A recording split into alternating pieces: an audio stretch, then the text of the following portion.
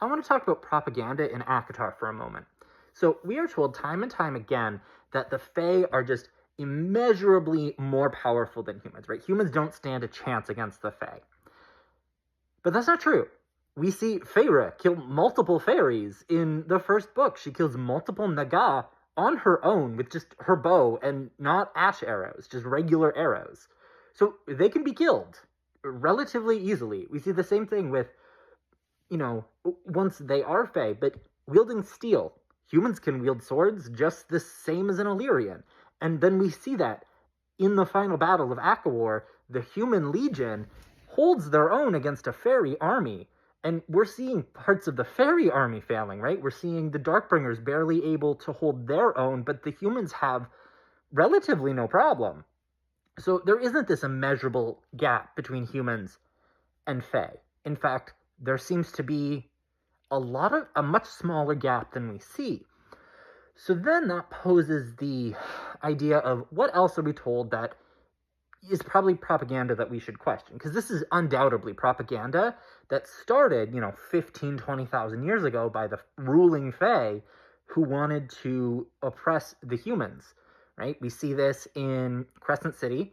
Humans are incapable of competing with the Vanir, yet Bryce kills an archangel, right? Bryce, a basically powerless individual at the time, kills an archangel. That is not humans are powerless. Just time and time again, we see that humans are not powerless.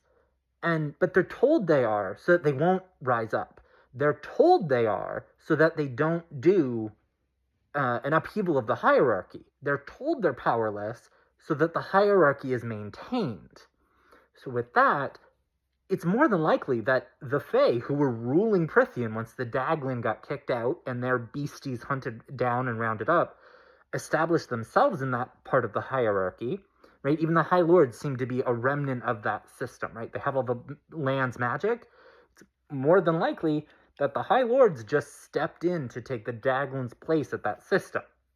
But regardless, right, that was something that was started. We know 15, 20,000 years ago, those Fae did not consider humans to be human. They kept them as slaves, property, and whatnot. So, of course, they would spread the message that humans can't compete with Fae, so that those humans don't try to rise up. They accept that there is no hope for them to have a better world. Now, obviously, this gets changed 500 years before ACOTAR. But there's a reason that propaganda would be spread. And we know that propaganda is false. So, what I want to tie this into is I think this is really meant to be emphasized during the High Lords meeting. Because Feyre makes the mental comment that the other High Lords are to Rhys what humans are to Fae. But we know there's not that huge gap between humans and Fae. And it's even in Akawar where we're shown there's like the biggest implication that there is not this gap. Because Grayson and his forces hold their own against a fairy army when parts of the fairy army are failing. So when that's considered, I think that, if intentional, is a direct call to question Rhys's overwhelming power. It's entirely possible he's the most powerful High Lord, but marginally so.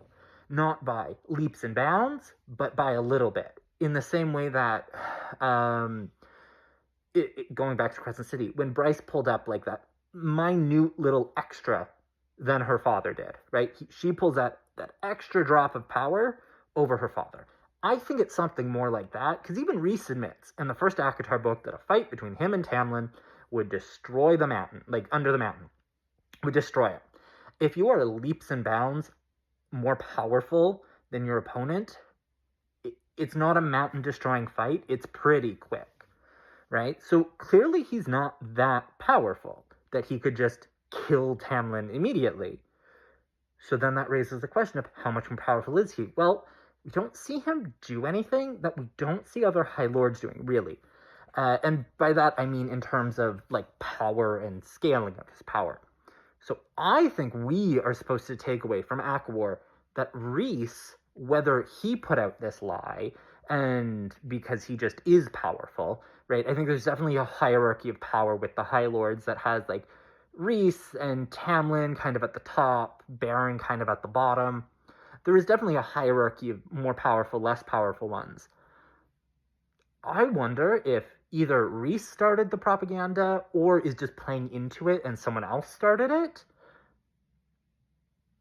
to try and keep other courts from trying to challenge him, would be my guess as to why he either started it or continues to buy into it. And I think we're supposed to come away with that conclusion after ACOTAR, because Feyre draws the connection that Reese is as far above the High Lords as Fae are above humans, but the Fae aren't that far above humans, so then we can conclude that Reese isn't that far above the other High Lords, if at all.